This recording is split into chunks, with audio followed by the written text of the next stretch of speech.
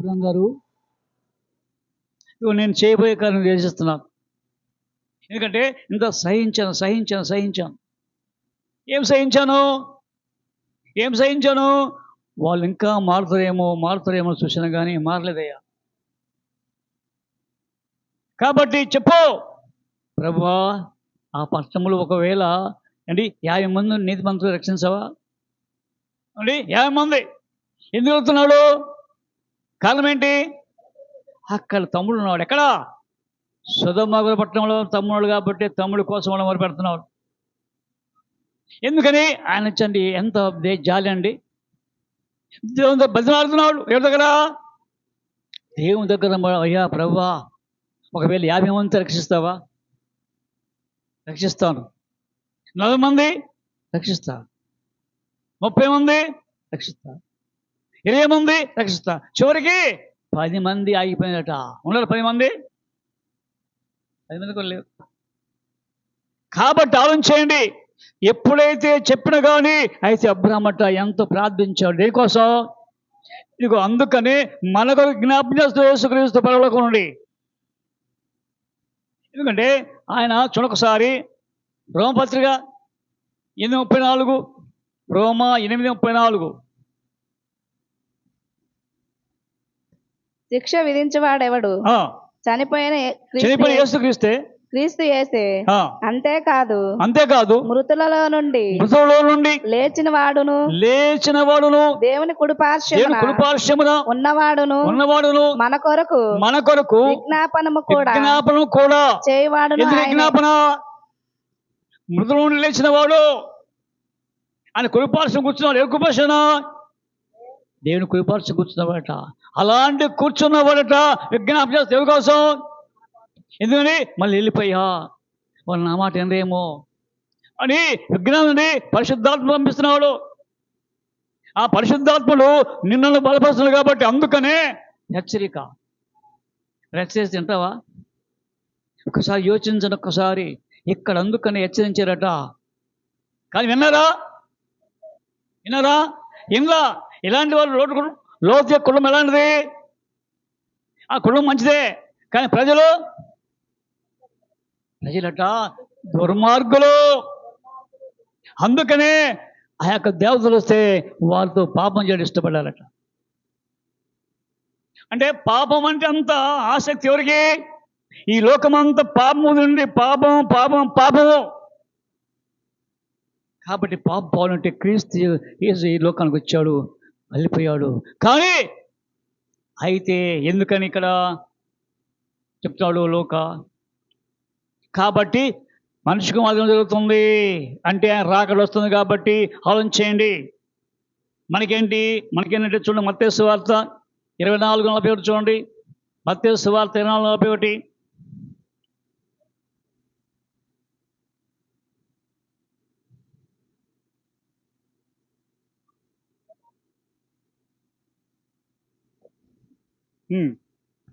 మరియు ఆయన గొప్ప బూరతో తన దూతలను పంపును.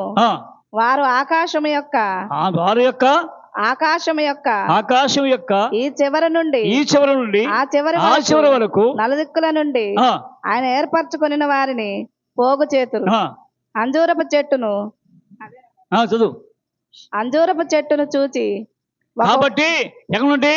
తూర్పున ప్రవణాన్ని సమకూర్చురట. కాబట్టి అనుకూలంగా వస్తాడు ఆయన మెలుగు నుండి. కాబట్టి సుధమ మనుషులు దుర్మార్గులు 30 అనుకుంటా. కాబట్టి అలాంటి దుర్మార్గుల విషయంలో దేవుడు కృప చూపించి సమేస్తే ఎప్పుడైతే లోతు బయటకు వచ్చారట. ఒకసారి ఆదికాండమే 19వ అధ్యాయము 15 వచనం.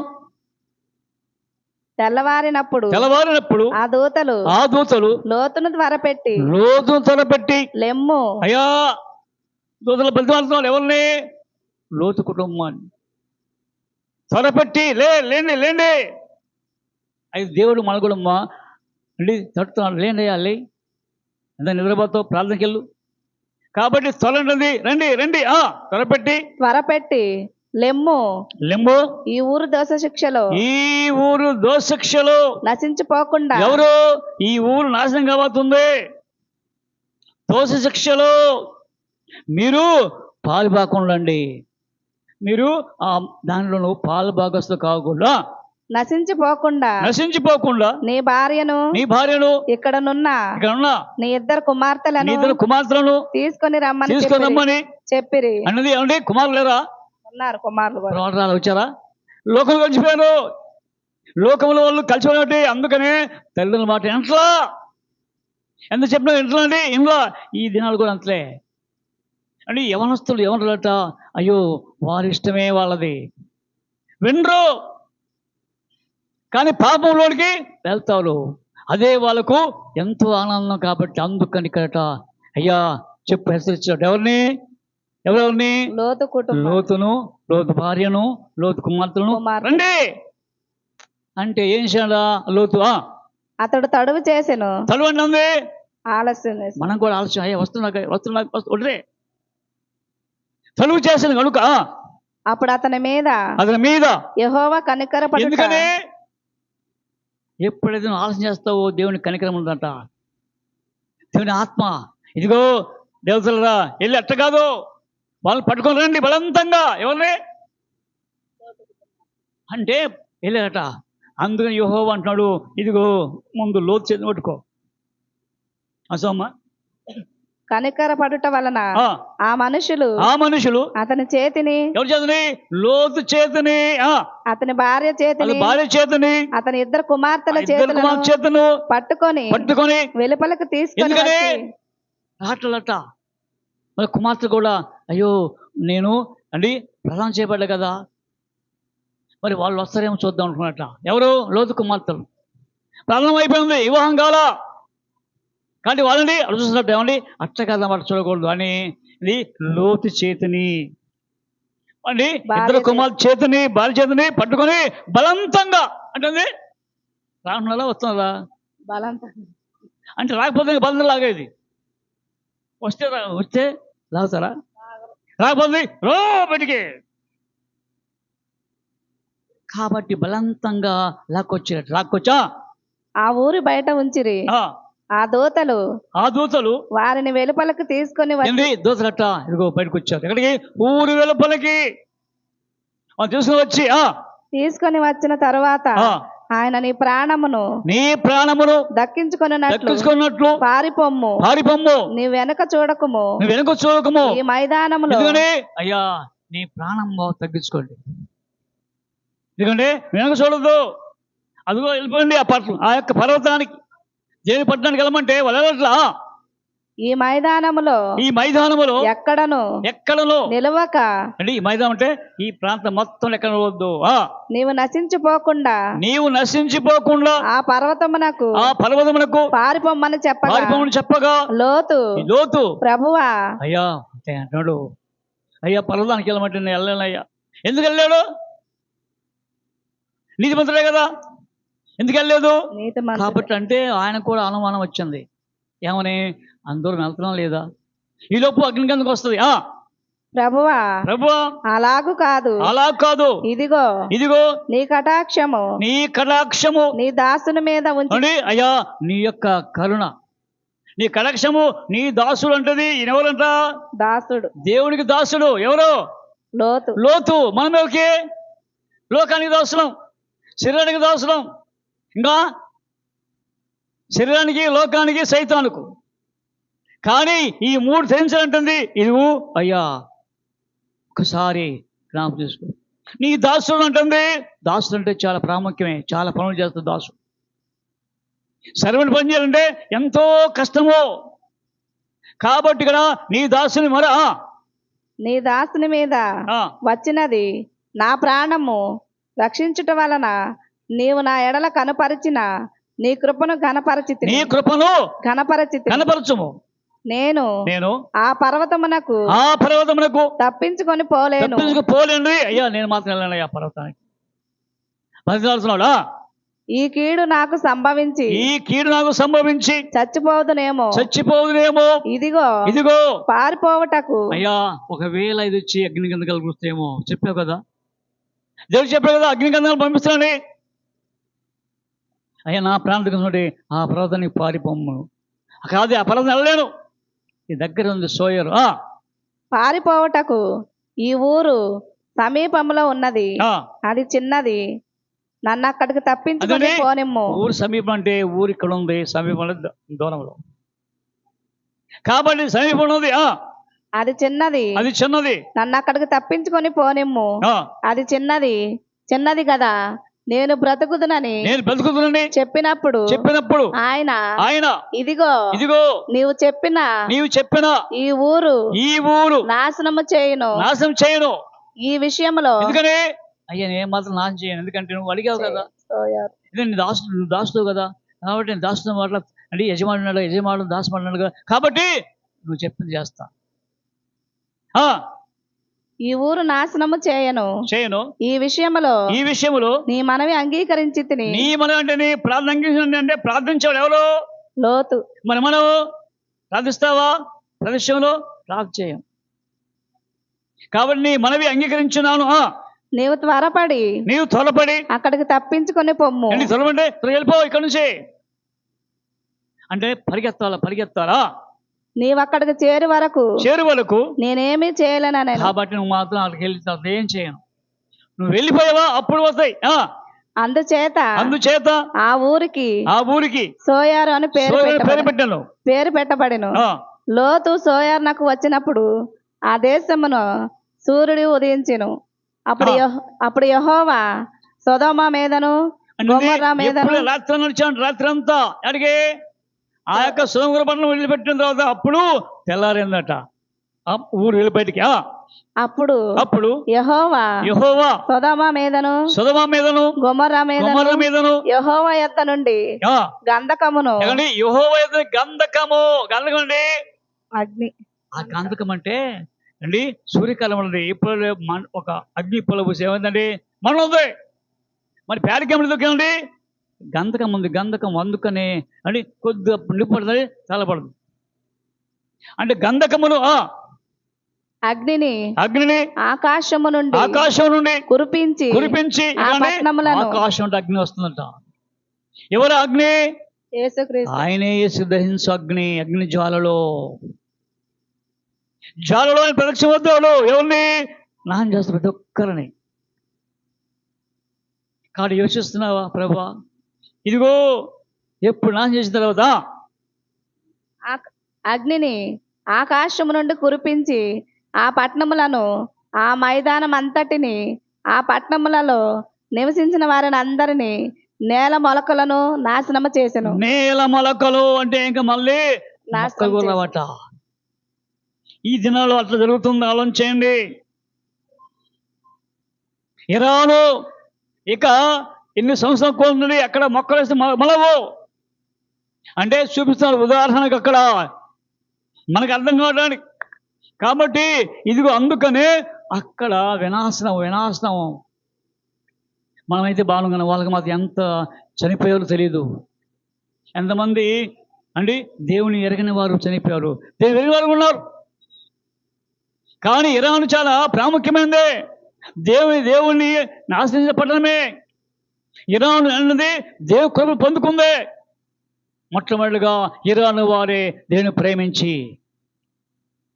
అదే ఏలాం వారు అంటారు. ఇప్పుడు ఏలాం అంటే ఇరాన్ దాన్ని పారసీక దేశము.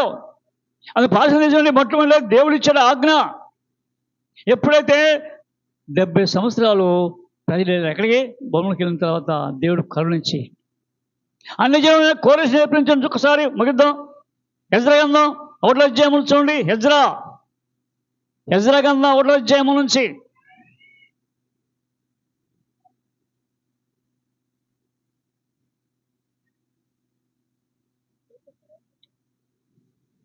హెజ్రా 1:1 పారసీక దేశపు రాజైన కోరేషు యొక్క ఏలుబడిలో చూడండి. పారసీక అన్నది ఇప్పుడు ఏమిటి? ఇరాన్ లేక ఎలాం. ఈ ఎలాము కానీ పర్షియా కానీ ఇవన్నీ ఒకటే మార్గం, ఒకటే పేర్లు కదా, పేర్లు. కాబట్టి ఇప్పుడు ఏలాం అనే పేరు వస్తుంది. అంతకుముందు పారసీక రాజు అయిన కోరేషు ఏలుబడిలో మొదటి సంవత్సరం ఇర్మియా ద్వారా పలుకబడిన తన వాక్యమును నెరవేర్చుటకై యెహోవా పారసిక దేశపు రాజు. చూడండి, ఇర్మియా ప్రత్యక్షమైన దేవుడు. అయ్యా ఇర్మియా చెప్పండి, ఒకసారి ఇసాలు చెప్పండి, ఇదిగో 70 సంవత్సరాలు మీరు వెళ్తారు ఇవ్వాల్సింటే ఇర్మియాను తీసుకెళ్ళిపోయి గోతులు పడేశారు అంటే యథార్థంగా మాట్లాడితే లోక విరోధం. కాబట్టి ఈ ప్రజంట అయ్యా ఇర్మియా చెప్పినట్లుగా పారసిక దేశపు రాజైన కోరేషు మనసు ప్రేరేపింపగా అతడు తన రాజ్యమంతటా చాటింపు వేయించి చాటిపండి దండూరేశాడు. ఎవరు? కోరేష్ రాజు అప్పుడే రాజు అయ్యాడు. దండూరు వేయించి చాటింపు వేయించి వ్రాత అంటే రాతమూలకముగా ఇట్లు ప్రకటన చేసి పారసిక దేశపు రాజైన కోరేషు ఆయన చెప్తున్నా, నేను పారసిక దేశపు కోరేషు నేను ఆజ్ఞాపించినది ఏమనగా ఆకాశమందలి దేవుడు యెహోవా లోకమందున్న దేవుని ఎరగొని ప్లాన్ చేస్తుంది. ఆకాశమున్న దేవుడు లోకమందున్న సకల జనులను నా వశము చేసి యూదా దేశమందున్న యెరూషలేములో తనకు మందిరమును కట్టించమని నాకు ఆజ్ఞ ఇచ్చినాడు. కావున మీలో ఎవరు ఆయన జనులై ఉన్నారు వారు యూదా దేశమునకు వెళ్ళి యెరూషలేమునకు బయలుదేరి యెరూషలేములోని దేవుని మందిరమును అనగా ఇశ్రాయేలీల దేవుడైన యెహోవా మందిరమును కట్టవలెను. చాలండి. దేవుని ఎరగిన వారికి అలా దేవుడు చూడండి. కోరేషుగా ఆజ్ఞాపించాడు. కోరేషు చెప్పు అంటే దేవుని ఆత్మ అంటే కోరేషును ముందుగా నివసించిన దేవుడు అండి. క్రీస్తు పూర్వము 250 సంవత్సరాల క్రితమే దేవుడు అట్లా కోరేషు పుట్టక మునిపే అండి. కోరేషు పుట్టక లేనుడి ఆజ్ఞించాలి. కోరేషు చెప్పయ్యా ఎందుకంటే చూడండి, ఒకసారి అభిషేకం జిల్లా చూద్దాం. యెషయా గ్రంథం 40 అధ్యాయం 12 వచ్చినాం. 45-12 త్వరగా 45-12 భూమిని కలగజేసిన వాడు నేనే, దాని మీదనున్న నరులను అయ్యా భూమి కలిగేసిన వాళ్ళు నేనే, దాని మీద నరులను నేనే సృజించింది. నా చేతులు ఆకాశములను విశాలపరచెను. వాటి సర్వ సమూహమునకు నేను ఆజ్ఞ ఇచ్చి తిని నీతిని బట్టి కోరేషును రేపి తిని. ఎందుకంటే నీతి అంటే ఎవరంటే నమ్మకం ఎవరికి? కోరేష్. నీతిని బట్టి కోరేషు నేను ఇచ్చాను. అతని రేపితిని అతని మార్గములన్నీ సరళము చేసేదను. అది మార్గములను సరళం చేయటకు అతడు నా పట్టణమును కట్టించును. అయ్యా ఇదిగో సరళం అంటే విశాలం చేస్తాడు. సరళం అంటే ఏమి లేకుండా ముళ్ళ తుప్పలు గసపలు లేకుండా సరళం నా పట్టణాన్ని కట్టిస్తాడు. అంతేకాదు మనం చూడమ్మా మొదటి నుంచి 45 వచ్చిన నుంచి అతని పక్షమున జనములను జయించుటకు నేను అతని కుడి చేతిని పట్టుకొని కుడి చేతి అయ్యా నేను కుడి చేతి పట్టుకున్నా అంటే రైట్ హ్యాండ్ తీస్తా. నేను రాజుల నడికట్లను విప్పెదను. ద్వారములు అతని ఎదుట వేయబడకుండా తలుపులు తీసేదను. అంటే ద్వారం లేకుండా అంటే తలుపులు వేసుకోవద్దు. తీయని తలుపులు ఈ దినాన్ని తలుపులు ఇస్తావా అని తలుపు తీయండి, ఆయన ప్రవేశిస్తాడు. కాబట్టి ద్వారములు తీయండి, తలుపులు తీసేదనని యెహోవా తాను అభిషేకించిన కోరేషును గురించి సెలవిచ్చుచున్నాడు. నేను నీకు ముందుగా పోవచ్చు మెట్టగానున్న స్థలములను సరళము చేసేదను. ఇత్తడి తలుపులను పగలగొట్టేదను. ఇనుప గడియలను విరగొట్టేదను. పేరు పెట్టి నిన్ను పిలిచిన ఇశ్రాయేలు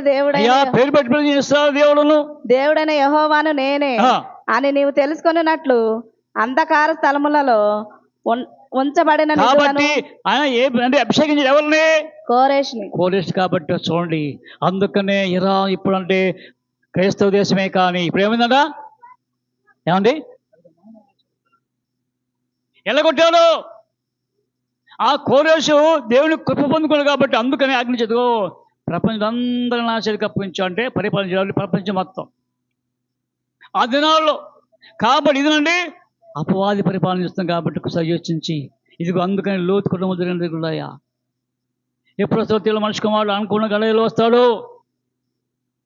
కాబట్టి అండి సిద్ధపడతావా?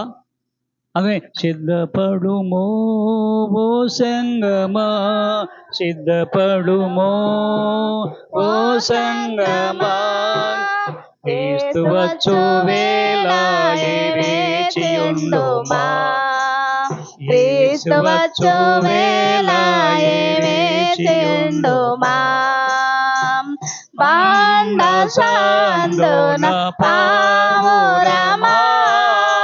కాబట్టి ఆలోచించండి, పిలుస్తున్నాడు ఆయన. ఇప్పుడు వస్తావా? పిలుస్తారండి.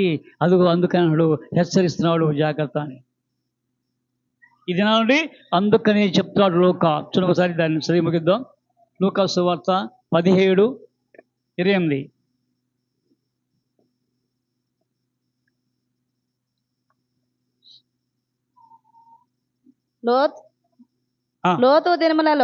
లోతు దినములలో జరిగినట్టు జరుగును. జనులు తినుచు త్రాగుచు కొనుచు అమ్ముచు నారు నాటుచు ఇండ్లు కట్టుచు ఉండిరి.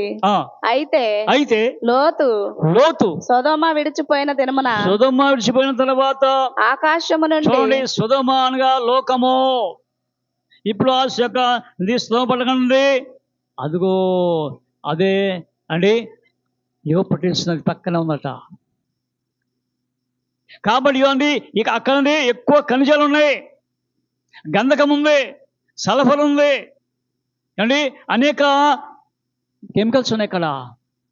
మృత సముద్రము, డెడ్ సీ, ఆ డెడ్ సీ దగ్గరే ఉందంట ఇజ్రాయెల్ దేశం.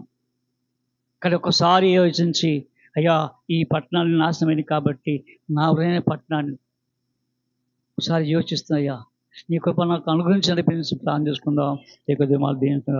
ప్రాణం చేసుకుందాం.